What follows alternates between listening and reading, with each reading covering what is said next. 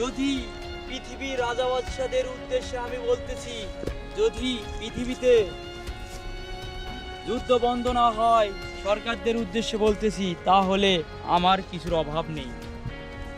কারণ আমি খাইলাম না পশ্চিমা দেশের খাদ্য, খাইলাম না মধ্যপ্রাচ্যের খাদ্য। কোথা থেকে কোনো কিছু লাগবে না, আমার লাগবে না পেট্রোল ডিজেল তেল, কোনো কিছুই না, কিছুই না। কারণ আমি শূন্য, শূন্য থেকে যে শূন্যেই চলে যাব, কিছুই লাগে না আমার। শুধু বাতাস ফিরিতে পাই, মাটি ফিরিতে পাই, আগুন ফিরিতে পাই, সূর্য ফিরিতে পাই, চন্দ্র ফিরিতে পাই, তারা ফিরিতে পাই, গাছগাছালি, গাছের পাতা সব কিছুই আমি ফিরিতে পাই। এজন্য আমার কোনো অভাব নেই। কারণ আমি প্যাডের দায়ে বাঁচি না পৃথিবীতে, কারো গোলামি করতে আসিনি, রাজত্ব করতে আসিয়েছি, শুধু রাজত্ব করেই যাচ্ছি। এই যে আমি এই মাটি হলে আমার সারা দিন চলে, সুন্দর জীবন আমার এই মাটি থেকে, সুন্দর খাদ্য প্রতিদিন খাই, যা শরীরের জন্য বেশ উপকার। যত পৃথিবীতে খাদ্য আছে সব এই মাটি থেকে উৎপাদন।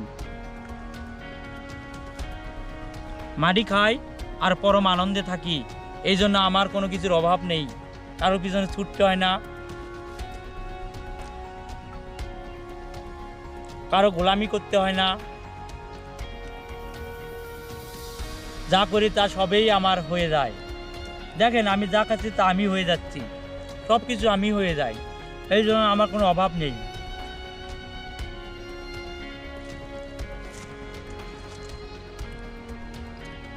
চমৎকার খাইতে আর খাইতে সুস্বাদু। পৃথিবীতে যত খাদ্য হয়, মাটি ছাড়া কোনো খাদ্য হয় না।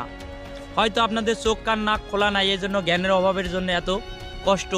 অন্য দেশের কোম্পানিতে চাকরি করতে হয়, অন্য অন্য দেশে যায়া পরিশ্রম করতে হয়, পিতা মাতাদেরকে ত্যাগ করে, কতই না কষ্ট। শুধু অর্থ আর সম্মানের জন্য চলে যাচ্ছেন, নিজেদের সুখের জীবন নষ্ট করতে। মাত্র কিছু দিনের জন্য এসেছেন।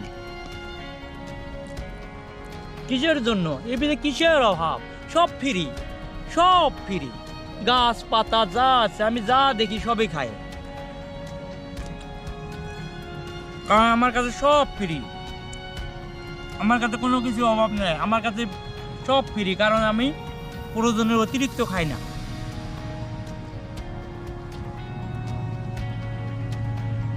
কিসের ফ্রি? কখনো রোগ হবে না মাটি খাইলে।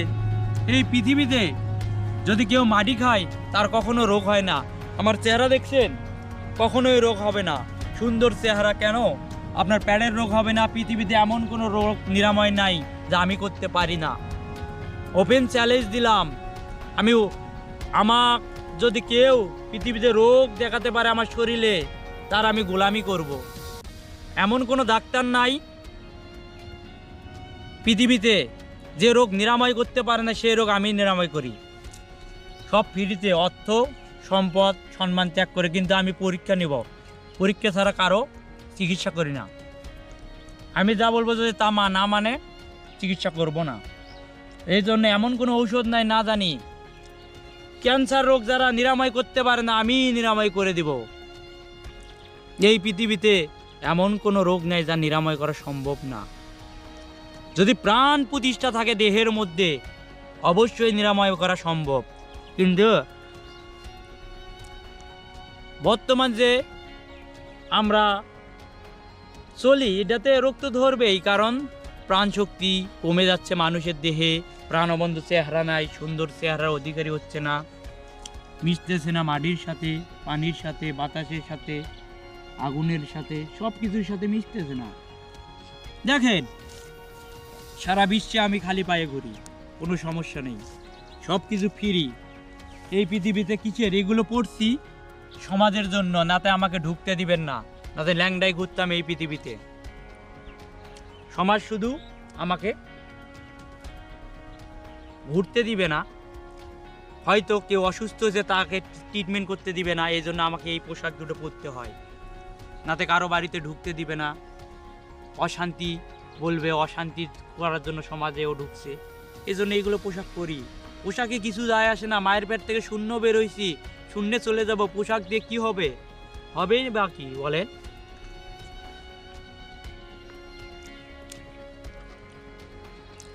একটু মাটি খাইলে তার কখনো খিদা লাগে না, এমন কোনো রোগ নাই পেটের যা নিরাময় হয় না মাটি খাইলে। হয়তো আপনারা বিশ্বাস না করতে পারেন, যদি কারো রোগ হয়ে থাকে তাকে আমি নিরাময় যদি না করতে পারি তখন আমাকে জেলে ভরি করে দিবেন, ভরাই দিবেন, নাহলে আমার প্রাণ বিনিময় দিয়ে দেব তাকে। কারণ নিরাময় হবেই রোগ। পৃথিবীতে রোগ যখন সৃষ্টি হয় ঠিক নিরাময় হওয়ারও ঔষধ আছে।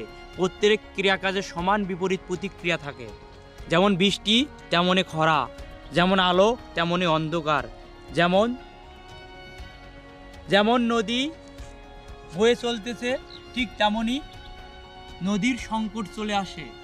যেমন নদীতে পানি থাকে না, ঠিক আকাশ যেমন দেখতে আকাশের রঙও পরিবর্তন হয়, ঠিক আকাশের মধ্যেও সংকট চলে আসে। যেমন আকাশের মধ্যে কখনো মেঘ জমা পড়ে যায়, আবার মেঘের মধ্যে বিদ্যুৎ চমকায়, তখন আকাশ নিচে ওঠে। মাটির যেমন সংকট থাকে, যেমন মাটিতে পানির অভাবে মাটি ফেটে যায়, ঠিক প্রত্যেকটা মানুষের মধ্যে সংকট আছে, প্রত্যেকটা প্রাণীর মধ্যে সংকট আছে। কিন্তু সংকটকে রূপান্তরিত করবো কিসে? পরমানন্দে। কিসের মধ্যে সংকট নাই? পৃথিবীতে সবের মধ্যেই সংকট আছে। আকাশ সূর্যের মধ্যে সংকট, বন্যা লাগে। এই জন্য এই পৃথিবীতে আমার কোনো খাদ্যের সংকট নাই।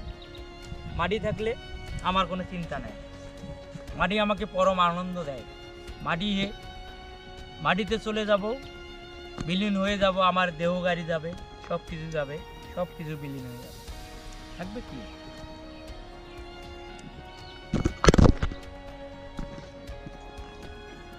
খাদ্য এত সুস্বাদু, হয়তো আমার কথা বিশ্বাস নাও করতেছে বা নাও করতে পারে, কিন্তু আমি জানি যে একবার মাটি খাইছে সে মাটি খাইবেই প্রতিদিন। এমন কোনো শিশু নাই যে সে মাটি খায়নি, তখন তার রোগ হয় না। কিন্তু মায়েরা এখন, পিতারা এখন শিশুদের যত্ন করে প্লাস্টিক ফুল বানাচ্ছে, যে ফুলগুলো দেখতে সুন্দর কিন্তু প্রাণ শক্তি নাই। রোবট মানুষ তৈরি করতেছে বাচ্চাদেরকে, যেমন দোলনার মধ্যে দিচ্ছে, সুন্দর খাট পালঙ্গের মধ্যে রাখতেছে, মাটিতে মিশতেছে না, অসুস্থ হয়ে যাচ্ছে, এত রোগ বাড়তেছে।